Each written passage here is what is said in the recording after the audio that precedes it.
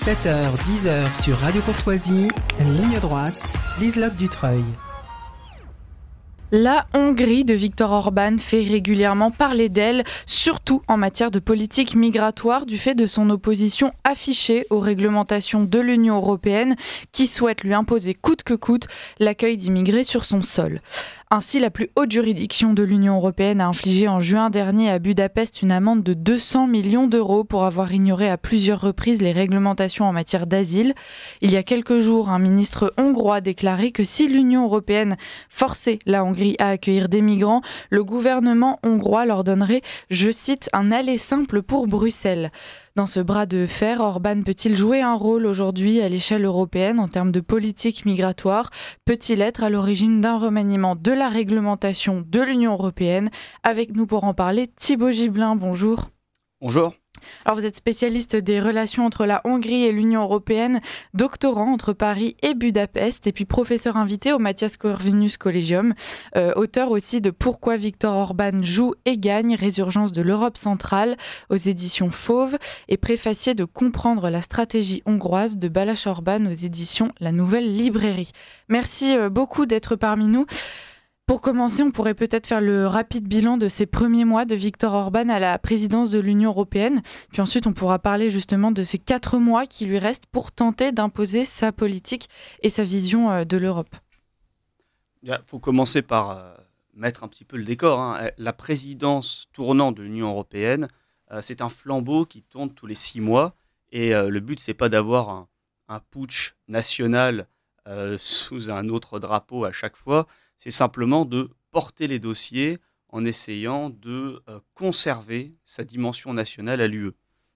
Évidemment, quand l'idéologie de l'UE est la même que le gouvernement qui prend en main les affaires, c'est très simple.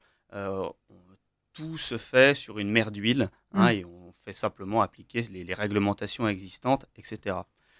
Quand c'est un grand pays, comme la France ou l'Allemagne, il y a une inflexion qui peut être portée parce que la puissance, la capacité de lobbying de ces pays est tout à fait remarquable en Europe. En ce qui concerne la Hongrie, Viktor Orban a commencé le 1er juillet dernier. Il a commencé le 1er juillet dernier dans un contexte évidemment électoral. Le Parlement est entré en fonction, mais la nouvelle Commission européenne n'est pas encore nommée et ce sera le cas, elle n'entrera vraiment en exercice qu'au mois de novembre. Donc on est vraiment dans une période d'interlude. Qu'est-ce qu'a fait Viktor Orban en commençant cette présidence ? Il a joué le va-tout pour la paix.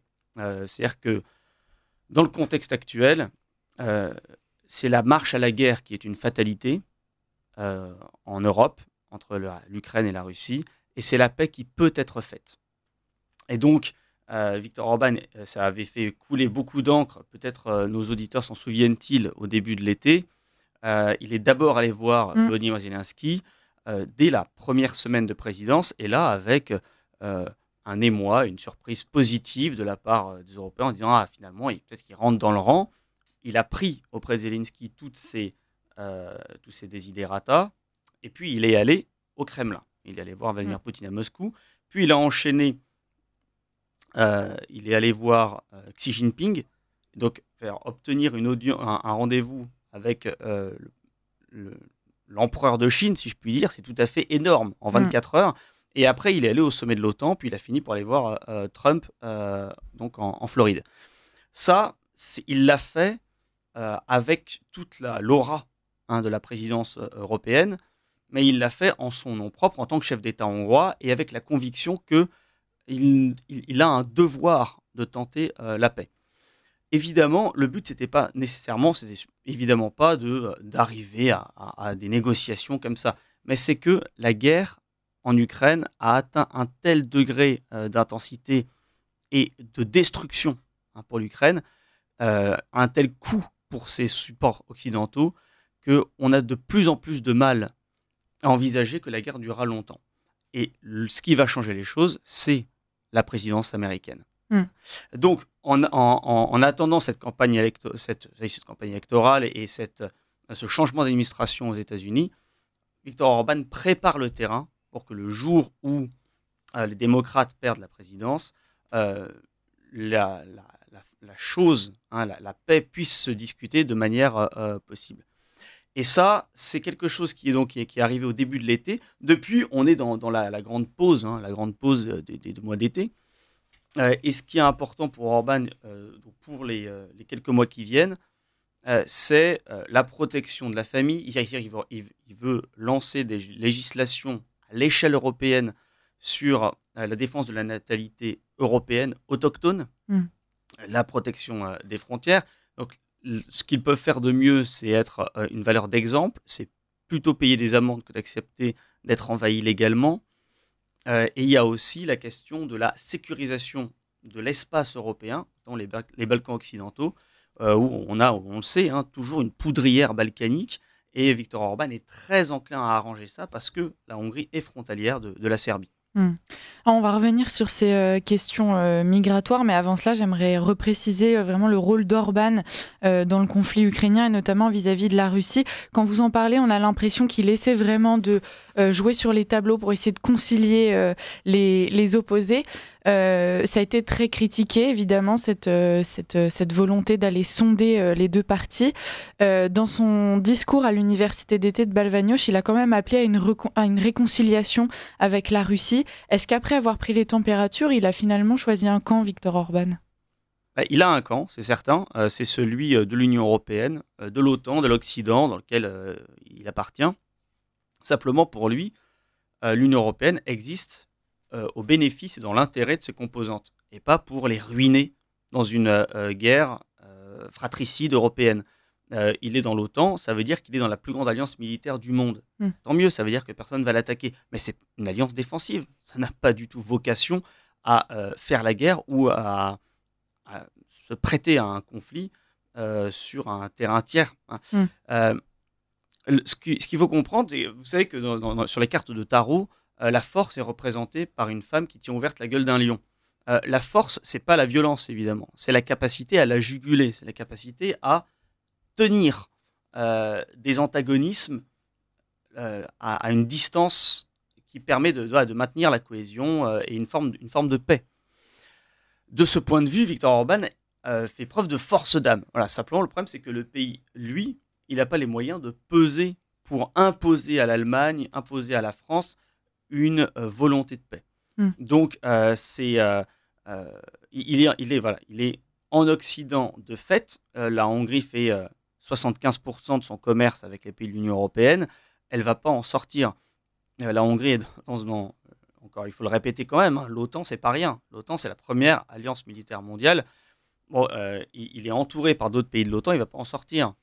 Mais le but, c'est de ramener à la raison, de ramener à une forme de décence ces organisations internationales qui font le malheur et la pauvreté des Européens, malheureusement, telles qu'elles sont dirigées. Vous avez rapidement évoqué également son positionnement vis-à-vis de Donald Trump, qui pourrait être potentiellement le prochain président des États-Unis. Selon lui, il faudrait redéfinir justement nos objectifs pour l'Union européenne, mais de façon à rester autonome vis-à-vis de l'Amérique, tout en renforçant finalement une certaine collaboration si jamais Donald Trump arrivait à la présidence. Oui, et ça, c'est une vraie différence entre, par exemple, la Pologne et la Hongrie. On le sait, Varsovie a une politique très atlantiste. Et il voit dans l'Amérique, dans les États-Unis, un recours pour exister entre l'Allemagne et la Russie. Pour la Hongrie, ça ne se présente pas comme ça. Et Viktor Orban, en effet, l'a défini.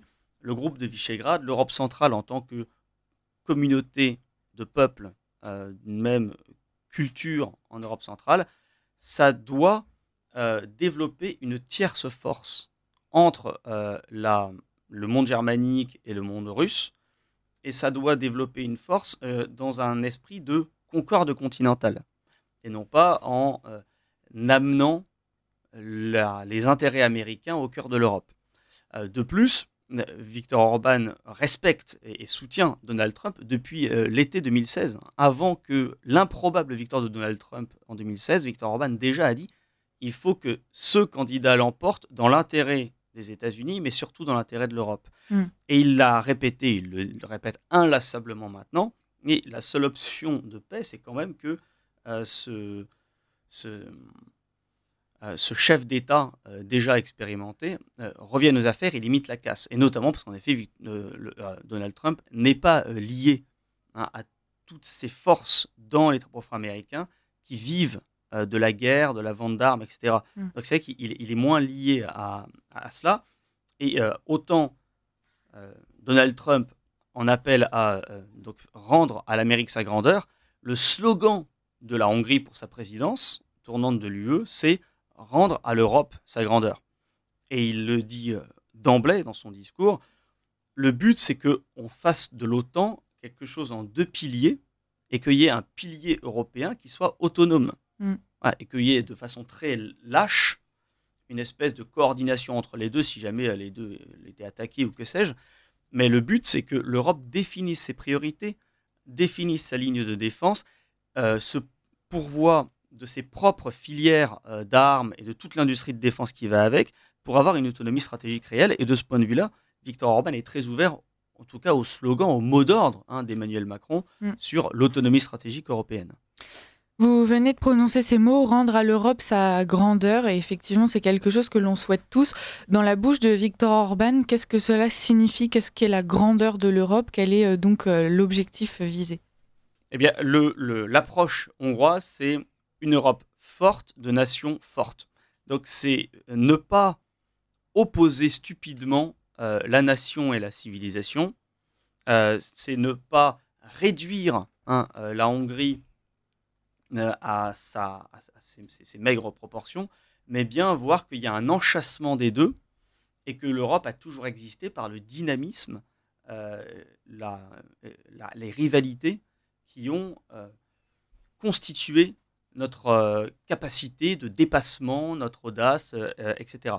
Et dans ce contexte, l'Europe a aujourd'hui déjà toute une structure, une carapace, notamment en termes de régulation économique, qui fait d'elle un espace défini. Simplement, cet espace est incapable de se constituer face à l'extérieur. Il est la passoire où toutes les influences internationales s'invitent. Il n'y a pas que les États-Unis qui exercent évidemment leur parrainage et leur domination sur l'Europe. La Chine, quand elle rachète le port du Hambourg ou du Pirée, c'est pas une manière de nous sortir, de nous aider vis-à-vis de la domination américaine. C'est simplement qu'on est encore plus dépossédé. Même chose quand toutes les puissances du Golfe rachètent des parts entières de notre patrimoine. Et c'est la même chose quand la Turquie est en mesure d'avoir un parti politique qui représente ses intérêts en Allemagne. Vous voyez, donc dans cette dépossession-là, Viktor Orban a une ligne, c'est que c'est l'identité nationale charnelle de nos peuples, pas la nation simplement dans son approche telle qu'elle a été construite au XIXe siècle, cet État-nation moderne qui est passé par la Troisième République en France et qui maintenant a précisément tout détricoté. Non, on parle des peuples tels qu'ils sont dans leur essence ou dans leur identité sur la longue durée. Vous avez rapidement évoqué la Chine et effectivement, Viktor Orban invite aussi à plus considérer cette nouvelle pièce dans le jeu de la géopolitique. Est-ce que, selon vous, il faudra, selon Orban, coopérer avec la Chine ou bien s'opposer justement fermement à cette stratégie qu'a la Chine de nous déposséder, si je puis dire? Alors là, il y a plusieurs Europes. C'est-à-dire que dans la foulée de la crise de 2008, la capacité d'investissement des Européens a été vraiment brisée, en tout cas bridée. La Chine a été accueillie à bras ouverts, et les investissements chinois ont été accueillis à bras ouverts.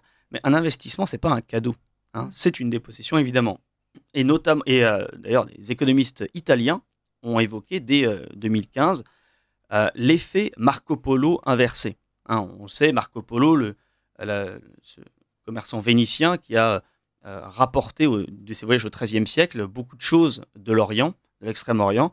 Eh bien là, c'est les valeurs ajoutées technologiques européennes qui partent en Chine parce qu'ils investissent, ils achètent les technologies des entreprises. Et donc, de ce point de vue, limiter les investissements sur les secteurs stratégiques européens, les investissements chinois, c'est du bon sens. C'est une évidence. Pour la Hongrie, on n'en est pas là, puisqu'ils ne sont pas des fleurons technologiques, puisque précisément en 1990, ils ont perdu la guerre froide, ils ont été rachetés par des capitaux occidentaux pour être des subalternes dans les marchés européens occidentaux. Donc pour la Hongrie, accueillir la Chine, c'est quelque chose de rationnel et de bénéfique. Pour des grands pays d'Occident, en fait il y en a trois, hein, c'est l'Allemagne, la France, l'Italie, c'est quelque chose qui est quand même beaucoup plus dangereux et c'est quelque chose qu'il faut doser. Voilà. Ensuite, le problème de cette approche un petit peu irénique et immature des relations internationales, soit le marché c'est génial, soit il y a un méchant et il faut l'exclure, c'est deux façons de perdre. Hein.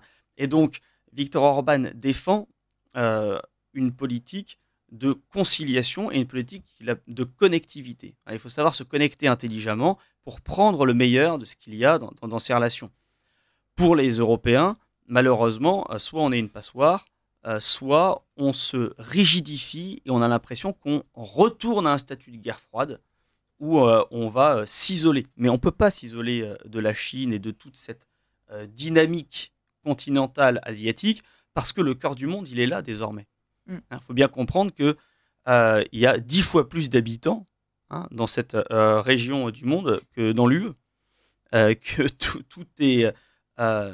tous les facteurs de développement sont maintenant à leur avantage, et donc nous devons interagir dans notre intérêt, mais non pas comme si vous voulez, des poules mouillées qui refusent la discussion, qui refusent les relations, alors que pendant 200 ans, nous leur avons imposé nos relations, et avec un surmoi universaliste dont nous payons aujourd'hui toutes les conséquences. Vous parlez de cette politique de conciliation, cette connectivité. Alors on a l'impression qu'effectivement Viktor Orban a envie de faire le lien entre tous ces partis qui parfois semblent tellement opposés. En revanche, il y a bien un aspect sur lequel il est ferme et sur lequel il aurait plutôt tendance justement à jouer la carte de l'opposition. C'est sur celui de l'immigration. On a parlé de cette grosse amende que la Hongrie s'est vue infliger, 200 millions d'euros. Est-ce que Viktor Orban, à la tête de l'Union européenne, pourrait changer la politique migratoire de l'Union ? Et est-ce que la Hongrie est résignée à prendre les coups sans jamais les rendre, si jamais ce n'est pas le cas ? Alors là, on peut faire un bilan d'étape, parce que tout ce délire migratoire a commencé il y a une dizaine d'années. Principalement en 2015, pour l'année, je dirais, l'acmé de la crise migratoire, dans le contexte de la guerre totale en Syrie. C'est clair que la Hongrie n'a pas inversé la logique, l'idéologie de l'UE qui s'applique, qui est que l'Europe se dépeuple et que l'Europe vieillit, et donc l'Europe va, d'une certaine manière, pouvoir payer des retraites en faisant venir des étrangers, etc.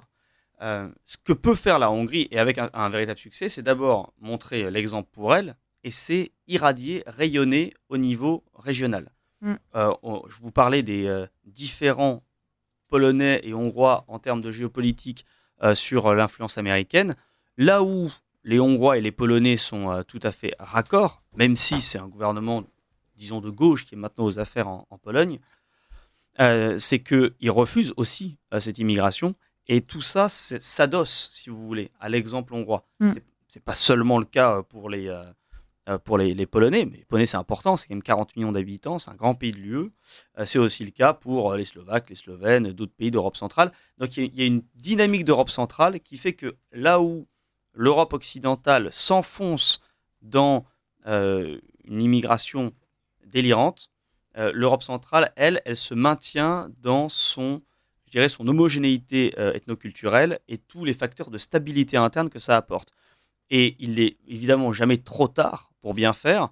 Donc la question, c'est quand est-ce qu'il y aura une inflexion et quand est-ce qu'on reviendra à une certaine rationalité dans la défense du bien commun et dans la reconnaissance que les hommes ont leur particularité culturelle et qu'il n'y a pas de paix sociale sans une certaine homogénéité. Thibaut Gibelin, Viktor Orban a créé un groupe au Parlement européen, le groupe des Patriotes pour l'Europe, qui regroupe aujourd'hui 80 élus, dont Jordan Bardella qui en a pris la tête. Et quel est le poids de ce groupe ? Quelle est son influence ? Alors, le poids de ce groupe, il est franchement difficile à évaluer parce qu'on est en début de mandature. ce qu'on peut constater, c'est que ce cordon sanitaire que nous avons en France contre la force nationale s'applique au niveau européen. C'était déjà le cas en 2014 lorsque le Front National avait percé. Il avait atteint 25 députés, ils avaient pu constituer un groupe. Ils n'avaient eu aucun poste, aucune responsabilité, parce que ce sont des moutons noirs et que l'espèce de cohésion politique dans l'UE se fait sur le dos des forces nationales, des forces de droite. 10 ans plus tard, ce groupe, c'est pas la même chose. Notamment, Viktor Orban l'a lancé, mais en ralliant un parti arraché au groupe de Macron, les Tchèques du parti ANO, qui sont arrivés en tête dans leur pays, et avec Andrej Babiš, leur président, qui a dirigé le pays. Donc on est sur des forces, si vous voulez, qui sont expérimentées et qui ne sont pas radicales de droite. Simplement, elles essaient de mettre l'intérêt national d'abord. Et la foudre de la diabolisation est tombée sur eux et ils se trouvent exclus avec un jeu un petit peu trouble du groupe de Giorgia Meloni qui est content de s'appuyer sur ces moutons noirs-là pour eux se recentrer. Voilà. Mais dans cette économie générale, les thématiques et la ligne politique des droites nationales se perd parce que de toute façon, la majorité est acquise à cette énorme coalition qui va du PPE, donc en fait de la droite, si je puis dire, lessivée et ralliée au mondialisme, jusqu'à l'extrême gauche. On aurait pu croire effectivement que les Patriotes pour l'Europe, le groupe de Viktor Orban, a un peu le même ADN que le CR. Finalement, vous venez de le dire, pas tant que ça, puisque Giorgia Meloni a une politique un petit peu contradictoire, en fait, avec un côté effectivement un peu radical, d'une certaine manière nationaliste, on va dire, même si franchement, je pense que c'est pas tellement ce qui caractérise le plus le CR actuellement, mais c'est pour ça qu'ils n'ont pas pu faire alliance, parce qu'il était question à un moment donné qu'ils s'allient. Oui, alors il me semble que ECR, en fait, ils ont un ADN particulier, c'est que ce sont les héritiers des conservateurs britanniques, ce sont des atlantistes, et c'est des ralliements, c'est la question de l'orthodoxie vis-à-vis de l'atlantisme qui est constitutive du groupe. Pour les Patriotes pour l'Europe, c'est la défense des nations européennes. C'est pas le même ordre de priorité. Ensuite, pour Giorgia Meloni, elle en joue intelligemment, simplement en essayant d'être plus centrale, mais on peut aussi s'interroger sur le bilan, finalement, de Giorgia Meloni en Italie depuis qu'elle est en place. Il y a beaucoup de gens qui trouvent à redire aussi. Donc, en fait, finalement, il n'y a rien qui change. Elle est en fait moins offensive que la Hongrie, alors qu'elle a les coudées beaucoup plus franches. C'est quand même un plus grand pays. Simplement, elle est aussi beaucoup plus sujette aux pressions des créanciers internationaux. On pourrait parler de cette sécession des élites du peuple, puisque justement Orban dénonce aussi la fin de la démocratie représentative. Est-ce qu'aujourd'hui il se veut chef de file des derniers représentants justement du peuple, des différentes nations qui composent l'Union européenne, face à cette énorme machine qui semble assez sourde finalement aux appels du peuple, justement par exemple en matière de régulation d'immigration? Et c'est exactement ça. C'est-à-dire que et ça, c'est une ligne politique cohérente depuis 35 ans chez Viktor Orban. 35 ans. Depuis le temps de la dissidence contre le communisme, il s'est voulu le porte-parole de la majorité et des aspirations de la majorité. Et c'était le cas pour en finir avec le système socialiste des Kati. Mais c'est aussi le cas quand les Hongrois aspirent à entrer dans l'Union européenne, en fait, à retrouver le cadre général d'existence des peuples européens. Et c'est le cas, bien sûr, quand ils s'opposent à l'immigration, quand ils s'opposent à la théorie du genre, quand ils s'opposent à la guerre en Ukraine. Donc, il y a, et ça, c'était quelque chose qu'il avait d'ailleurs signalé au moment où Donald Trump avait été élu en 2016. Et en fait, on voit que le peuple peut encore agir historiquement. Les peuples ne sont pas sortis de l'histoire. Et il faut être leur médiateur, il faut être leur avocat. Voilà. C'est clairement, il me semble, l'identité politique la plus constante et la plus nette chez Viktor Orban. C'est d'être l'avocat du peuple. Une fois ces 4 mois passés à la présidence de l'Union européenne, est-ce que Viktor Orban pourrait craindre un retour de flamme après les inflexions qu'il aura tenté de donner à l'Union durant son mandat ? Alors, c'est tout à fait possible. D'abord parce qu'après la Hongrie, c'est la Pologne qui prendra les affaires en main, et donc Donald Tusk, Premier ministre polonais, qui est rallié, je dirais, au mondialisme général. Et il ne faut pas exclure, évidemment, que les démocrates l'emportent, et donc que la Hongrie se trouve plus isolée que jamais. Voilà, simplement, ils se trouvent isolés en Occident, mais dans un Occident qui sera dans la situation peut-être la plus critique, la plus vulnérable depuis 5 siècles. C'est-à-dire qu'on est vraiment sur une phase de contraction et de déliquescence accélérée. Et la question pour les Hongrois, c'est est-ce qu'ils peuvent, eux, surnager et est-ce qu'ils vont tenir face aux attaques dont ils font l'objet. Je pense en effet à la pression financière de l'Union européenne, mais on peut imaginer toutes sortes de pressions parce qu'on le voit, la manière dont l'Occident se comporte est très, je dirais, très éruptive, très instable. Et l'arrestation du directeur de Telegram, du PDG de Telegram, cette semaine à Paris, témoigne d'un véritable affolement. Et donc, dans ce contexte-là, la Hongrie peut s'attendre à des coups très rudes. Ouais. Elle peut aussi s'imaginer qu'elle a l'audace pour elle, c'est-à-dire que la manière dont cet Occident mondialiste se débat dans ses contradictions, c'est très différent du communisme en fin de vie dans l'URSS des années 80. On avait autrefois dans une espèce de bloc sénile communiste qui allait vers sa dislocation, même si très peu de gens l'avaient vu venir.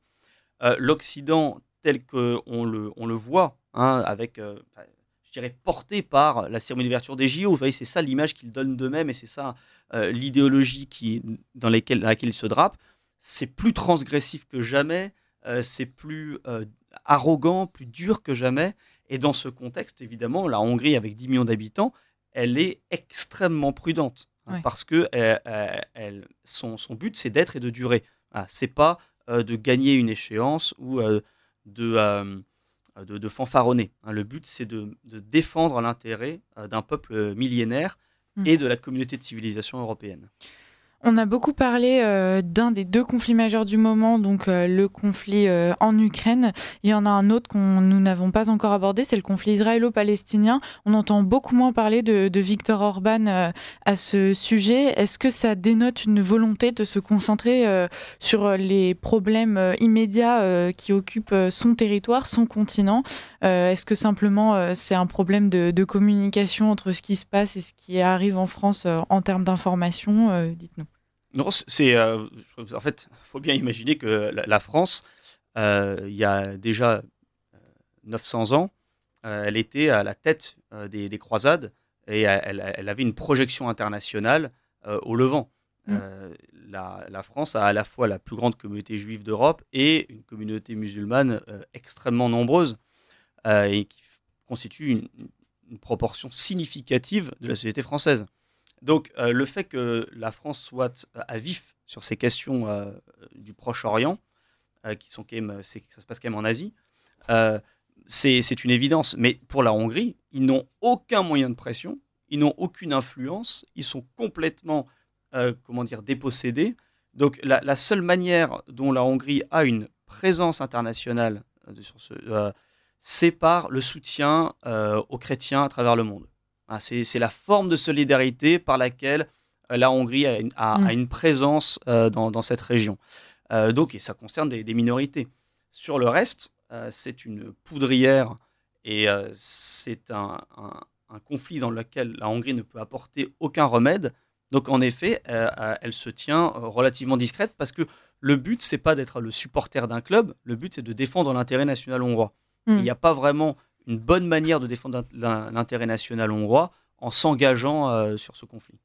Quand Viktor Orban critique justement la déchristianisation de l'Europe et tout ce qu'elle implique en termes de déclin de civilisation, est-ce qu'on peut s'attendre à ce qu'il profite justement de sa présidence à l'Union européenne pour venir en aide, par exemple, à l'Arménie qui lutte ardemment contre les Azéris actuellement ? Il nous reste 2 minutes. Très brièvement, là, c'est des questions vraiment très différentes. Ouais. Depuis que Viktor Orban est au pouvoir, la Hongrie s'est considérablement déchristianisée en termes de participation à la pratique religieuse. Et parce que c'est un phénomène général qui dépasse, là pour le coup, les réalités nationales. C'est aussi le cas pour la Pologne. L'Europe est en voie de déchristianisation et c'est une dynamique sociale de fond. Pour ce qui concerne la politique extérieure, Viktor Orban est dans une approche de convergence. Alors, il y a en effet un soutien aux chrétiens en Arménie, mais il y a aussi des liens très cordiaux avec l'Azerbaïdjan, notamment sur le plan des accords gaziers. Et le but, c'est pas de faire de la guerre de religion. Le but, c'est de défendre la dignité spirituelle de nos peuples. Ouais. Et donc, de conserver et de magnifier notre patrimoine, ce que nous sommes. Voilà, mais ça ne concerne pas des dogmes, ça concerne un rapport à la culture. Ouais. Donc, on n'en est pas du tout à un soutien sur des bases confessionnelles. Merci beaucoup Thibaut Gibelin, cet entretien touche à sa fin. Je rappelle aux auditeurs, mais qui vous connaissent bien puisque vous passez chez nous régulièrement, que vous êtes spécialiste des relations entre la Hongrie et l'Union européenne, doctorant entre Paris et Budapest, professeur invité au Matthias Corvinus Collegium, et puis vous êtes aussi l'auteur de Pourquoi Viktor Orban joue et gagne, résurgence de l'Europe centrale, aux éditions Fauve, et préfacier de Comprendre la stratégie hongroise de Balázs Orbán aux éditions La Nouvelle Librairie. Merci beaucoup d'avoir été parmi nous et de nous avoir éclairé sur ce sujet toujours complexe qu'est l'Union européenne et puis actuellement du coup le rôle de la Hongrie dans cette grosse machine. Merci pour votre invitation et bonne journée aux auditeurs de Radio Courtoisie.